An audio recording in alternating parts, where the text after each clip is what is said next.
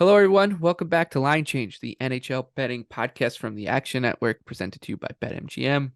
My name is Michael Leboff. Joining me on this Tuesday night is my friend Nick Martin. Nick, every playoff series is still ongoing. The New York Islanders were the first team to face elimination on Tuesday night. They won 3-2 in Carolina to keep that series going. They'll play again on Friday night on Long Island. But that game won't make our docket. We've got 5 to talk about on Wednesday and Thursday. Then we'll reconvene on Thursday, my birthday. So the Islanders don't play on my birthday in the playoffs this year, which was nice because I think the last time they played on my birthday in the playoffs was Game 7 against your Washington Capitals, and boy, was that Broke that your was a heart. terrible effort in a 2-1 loss. Um, and after the game, I went to my parents' house to watch the game, have a birthday dinner with my family, and right after the game ended, my mom walked over to me and just said, "I hope this didn't ruin your birthday." It did. Uh, let's talk about the Florida Panthers and Boston Bruins first Wednesday night game. Florida faces elimination down 3-1 in the series. 2-1 underdogs in Beantown, Boston, minus 240 over under 6. The Bruins are gonna likely get Patrice Bergeron back in this game. It's not confirmed yet. So this number could still go up on Boston when that news comes out. Though the Panthers they played fine. Like you could make an argument that maybe deserve a little bit better than a 3-1 score line. Basically every team that was down 3-1 could make that argument, and Florida certainly can. So if I was to play a side here, it'd be Florida. Because I just think that they're going to be live at prices like this. I tend to agree with you, but it almost feels like one where we're trained to look at it with that eye. And I just don't know if I see it. Before the series, the exact prediction of this show, we said scrappy gentleman's sweep. And I think that is literally exactly what this is about to be, where we just said, like, the Panthers were pretty good.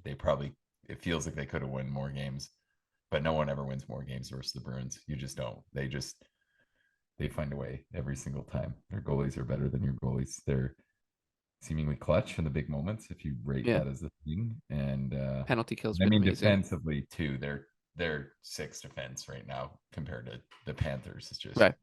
night and day. Some of those guys are really struggling, I think. So it's been a competitive series. It could definitely be 2-2, but I feel like I think the Bruins are going to close it out on home ice. So Seattle and minus Colorado next up. That'll be 240 the late total. game. What's that? Yeah, I'll throw that final in there though. I don't know if I'm saying that as in I want to bet it minus 240. It seems like it's just kind of one of those ugly games betting wise. Yeah, like I said, for me, if I had to make a pick, it would be Panthers, but I'll probably pass on that one as well. I will play Seattle though. I think is a plus 155 underdog in Colorado. Avs minus 180. Seattle's already taken some money. I still think the number's fine. Over under's 5.5. The reason they took more money was Cale Makar's suspension was confirmed. 1 game for him. They are already without Val Nichushkin, who's out away from the team on a personal matter. Those are 2 really important players. And I know Colorado has played shorthanded all season. Makar's missed time. McKinnon's missed time. Landeskog's missed the entire season. Nichushkin's missed time. Lekkonen's missed time. Everyone's missed time for this team. But Seattle is really giving Colorado a lot to think about every night. If you look at the underlying metrics, it's basically a dead heat. So at 5-on-5, the Kraken are skating with Colorado. The job gets a little bit easier without Makar and Nichushkin. It comes down to, can Seattle just limit the mistakes, stay out of the penalty box? They've done a good job of it so far, and the goaltending has basically been a wash between Georgiev and Grubauer. So I think Seattle's live at this price. Road teams have been really good the past throughout this first round, and wouldn't be surprised if the Kraken continue that trend. Yeah, I agree. I got on the Kraken today. I think this was a good example. It's probably, smart to assume that Makar was getting 1 game. To me, it felt like the debate was probably between 1 and 2 games was like, I don't know. It's always hard to say with the player safety, but it seemed like it was gonna be hard for him to fade, missing it all, which is kind of a good tip. I think betting wise, it seems like odds makers, that's another hockey thing they don't think about is potential suspensions. It happened last year. I remember it was whatever game Matthews was playing after his hit, everybody knew he was getting games. And then once there was official announcement, the line moved 15 cents within like an hour. And I feel like it's the same kind of thing today. So something to note there. And I fully agree. Seattle's playing really, really well. And it's pretty much just been Ken McKinnon and Rantanen and Makar when he was there, obviously, find a way to hide the rest of the flaws in the roster right now. There aren't a lot of strengths. And I should actually throw Taves out there. Obviously, he's been insane. But there's just the depth of Seattle is really causing problems. That takes a hit with McCann. But yeah, I think you made a pretty good case. To me, it just feels like Seattle's really, really live. At worst, I think there's no value betting on Colorado in this game. That just doesn't sound fun to me at this price at all. Tampa Bay and Toronto now will flip to Thursday night. The Bolts blew a 4-1 lead on Monday night after blowing a late lead on Saturday night. You could make the argument once again that the team down 3-1 deserves better, but the credit to the Leafs and Austin Matthews for his performance on Monday night. The series now shifts back to Toronto with the Leafs up 3-1. The over-under 6.5. Toronto's a -155 favorite. This does seem like a situational spot where Tampa Bay just it might have emptied the tank. Like they gave the Leafs their best punch, I think, in those two games in Florida. I mean, no NHL team's just gonna roll over and just let you skate down the ice and put the puck in the net, get the game over with. But it does feel like a surge start from Toronto is probably likely, and I don't know if the Bolts will just be able to cope with it. So I don't mind like looking at Toronto in a route here, or -1.5, minus like 2.5. I think this game could fly off the rails in the Leafs' favor. Yeah, I think so. I definitely wouldn't want to just get involved with a regular Leafs money line before the game. Like we've seen these spots from them. For me, it just feels like one where do you need to bet it at -155? Like maybe not. I kind of was trying to figure out a way to suggest like backing the Leafs because it could just be such a boost if they win this game. But having Boston next round sucks too. So I didn't really see much value when I looked at their Conn Smythe and their Cup outright. So, and I think if you're going to bet Tampa, bet the series or bet them with the plan of the Leafs choke. And I don't really think that's complicated or unpopular advice because everyone knows. I think I've seen 20 different Leafs people saying they've got the emotional hedge in place with the series price at 10-1. And I respect that because it's one of those things. And I think this happens a lot. Like 3-1 feels so hard. And it is obviously so tough. But there are a lot of these spots where it feels like a team loses one and all of a sudden they're so on the rails. Like if Toronto lost this game at home and those two games, like Toronto, they had the clutch moments, I guess, but we often get that so confused with like puck luck, I think, too. And a lot of what Toronto did was really good, but there's still a lot of moments where they just needed Tampa not to finish a chance, and that happened. And then they're doing a great job generating net front presence, which is not something we've always said about the Leafs. And those are typically the intangibles they're kind of not known to have. But it also still seems like this is crazy the amount of point shots just flying in. And I know everyone's talking about how, Derek Lalonde leaked that that's something they knew about Vazzy. I'm sure Toronto knew that before he said that. But to me, it just feels like one of these things where now we're hearing all the narratives that everybody said Toronto couldn't do working in their favor, mainly just because they've gotten a lot better puck luck. Like, I think that's a big part of it. I'm a big component of like playoff hockey is harder to control your destiny than people think, and kind of the opposite. And I really thought that was the case in Tampa because I thought Toronto was pretty dead to rights. Like once you're already in that situation, if Tampa does the right things, you probably should lose the game, right? So for me, it just felt like they're getting the breaks they've never gotten before. And it's funny seeing like the reverse takes of it because I thought last year Toronto played Tampa so well, which was a big argument as like why I was so pro Leafs this season because I didn't actually think they choked in the playoffs. I thought they played pretty good last playoff. And now it's like everyone thinks they have all the playoff intangibles. Everyone thinks everything is being done so right. And it's hard to say. I thought there were some pretty awful moments defensively in those two games in Yeah, Tampa for sure. that's the concern here. So the 3-1 deficit you just brought up, I think is I can tell you how daunting it feels like that the past 2 days since the Islanders lost Game 5. I'm just like has no team in NHL history has ever come back from a deficit like this. I don't care what anyone tells me. It just feels so daunting. Uh, but then when you do break it into just one game at a time, like when the puck dropped tonight, I was like, the Islanders just need to win this game because then all of a sudden you get it back home. You get a lead or whatever, you win that game. The pressure just really piles up on the team that is in that spot. Uh, so now the Islanders have a chance to truly put some pressure on Carolina. Of course, it sounds obvious in Game 7, but when you're up 3-1 and it gets back to a Game 7, it becomes even more immense. So I do see the logic in like either like a Bolts rollover parlay or uh, just to bet the series line rather than go there. But I'm just having a tough time imagining them playing better. It And feels like this has to be it for yeah, Toronto. I just Like can't see I them playing just better. Like they played. It's what's really funny is we talked so much about how nobody thought everyone was saying like the Lightning just won't be able to flip the switch. That it became like a hockey cliche, and they look so ordinary going down the stretch. And then I've watched a pretty good amount of Tampa Bay Lightning hockey this season.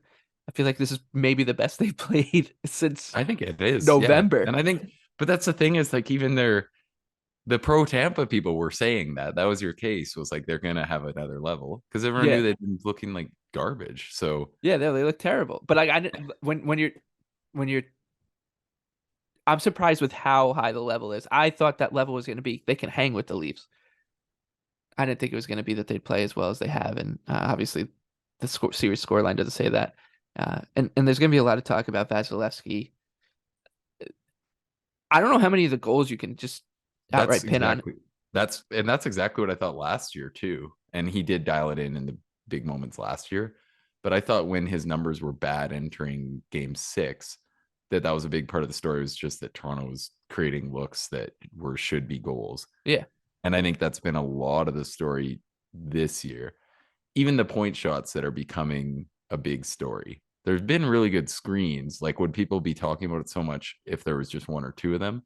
Like, to me, it just seems like it's just that so many of those big goals in the two games in Tampa were goals like that, yeah, that it became a story.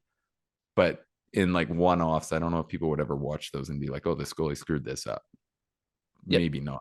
Like, yeah, it no. seemed like there's ones that were hard to track. And then obviously the overtime winner is a tip in from the point. Like, whoever argues that that's the goalie's fault. All right. Also, Thursday night, Rangers and Devils. This one has become quite interesting. I really thought I was looking good with my under 5.5 games bet.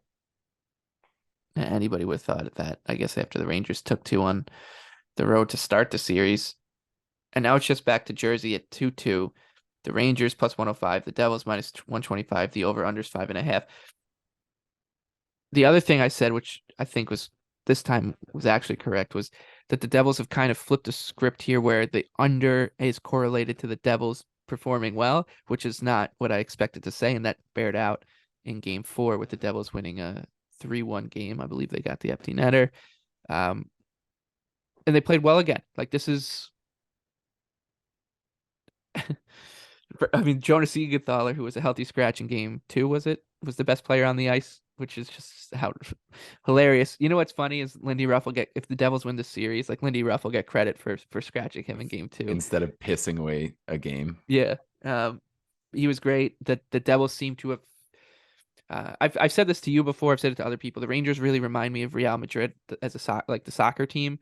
They've got a lot of stars, but they don't play a style of game where you'd expect a team with that kind of talent to play. Like when you usually say, oh, they got a ton of offensive talent, they probably fly up and down the ice and trade chances back and forth, high event, high event. But the Rangers are like Real Madrid because they kind of just sit back and wait for you to invite them into the game.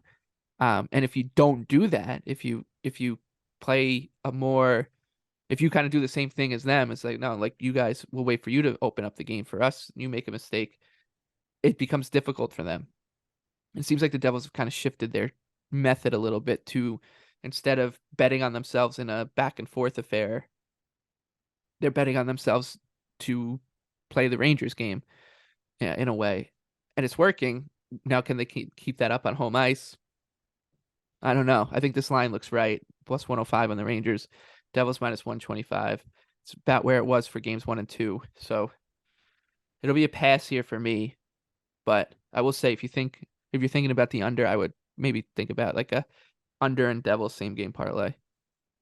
Yeah, And then opposite, if you like the over, I think you'd bet the Rangers in it. yeah, I thought that the line looked pretty sharp, maybe even lean Rangers.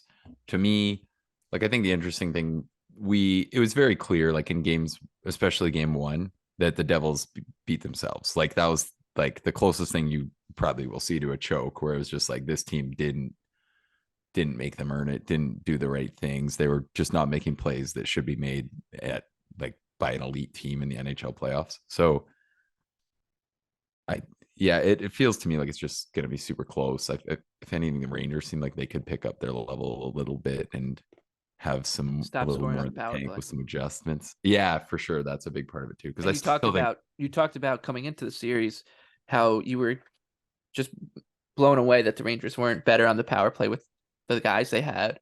And then they were lights out on the power play, but all the goals were happening the same way, which was Chris Kreider just getting a tip in front. And the Devils closed that door because if someone scores 4 power play goals on you, you might want to mark him. Uh, and now it's forcing the Rangers to adjust a bit. And the kid line hasn't looked great. Kane, net negative. So yeah, that's the thing is like the Kane thing's so interesting because like this is kind of exactly how like I think the more neutral people like me thought it was going to be. Like you yeah, knew that there was going to be moments where he shined and came up with some huge goals. And then there was always going to be the argument that the Devils had more like stronger two-way forwards that were going to make more of a difference at even strength ultimately. And that's kind of, become a bit of the case. I don't think Kane's been the biggest problem at all. Like I wouldn't say no, he's not that. causing them to lose. He's just He, not dominating at 5-5. Like he's I almost think, like they should play him like almost how you would play Eric Bolton type player in back in the yeah. day, like an enforcer, like give him like his 8 minutes and just play him on the Well, power on play. yeah.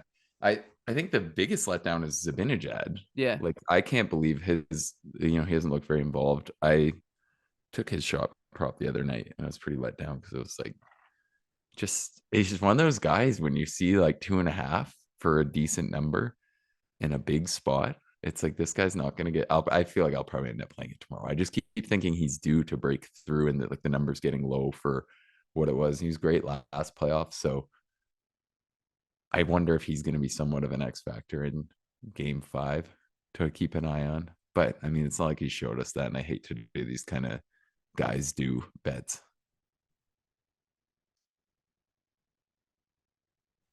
I feel like I watched every Rangers playoff game last year and I didn't see him take a shot that didn't end up in the back of the net. So Yeah, it's like they should be trying, especially it's on the power play. It's so hard to take everything away. Like Fox has a really good shot from the point, or like a maybe not a really good shot, but a he's like really Brent smart Burns. shot. Yeah. Yeah, Brent like gets it something through. really good to play for Yep. the forwards, and they're good at finding him through the seam. So it just feels maybe like a Mika goal is coming or something where they got to find a way to just get him set up over there. Yeah, the Devils will have continued to kind of play with fire too. They haven't been clean in terms of penalties taken, and they're taking them at bad times. So Ryan Graves took a terrible penalty with like what 6 minutes left in a tight game at the Garden, and it's so the Rangers will get their chances. They draw penalties, so Yeah, I think an interesting one too. Like if we're gonna talk coaching and usage. I still think Luke Hughes should have gotten games. He's so good. I look at Ball. He's had a pretty good series, I guess. Or his game games three and game three four, and he four, got by. yeah, Yeah. game 4 was really good from him. I It's thought just so hard for me to imagine Luke Hughes not coming in. and being useful. I think that's like something I want to watch for moving forward for the Devils. These NCAA guys, if you're a top player in that league, it seems like you can come in and play in the NHL pretty effectively. All right, we'll wrap up with Jets and Knights. Winnipeg plus 150, Vegas minus 175, over unders 5.5. Man, you got a feel for Winnipeg. I don't want to say that they deserve a better fate in the series scoreline, because the power play's really been bailing them out, and I think they're like clipping at 40-something%. But you lose Josh Morrissey, you lose Nick Ehlers, and you lose Mark Scheifele. You were already without Cole Perfetti. Yikes. They're, it's one of those situations where you could see the kind of an empty the tank performance out of Winnipeg, and they got the goalie still. Like that advantage is still bettable, I think, when they're at this price. When you consider the two goalies that are battling, Hellebuck hasn't been all that great yet, but it's tough. I would play either Winnipeg or pass it, but I just feel for him. Yeah, I kind of think it seems like the Knights have taken over. I almost like the Knights in regulation here at this number, but we'll see what the lineup looks like too. Scheifele might go, it sounds like, but the Jets really transitioned quickly from being a really trendy underdog who had an unreal game one performance to just kind of getting outplayed on home They played ice. well in game two until the 12 minutes left in Right. the And then, third. yeah, like the Morrissey injury is so bad for Right. them. That was one of those ones where just like you could argue he's probably the most important player on the team. So it's just, and the most important player than like guys on a lot of teams, I think, where it's, you almost don't think of how good he is until you see him out for that team.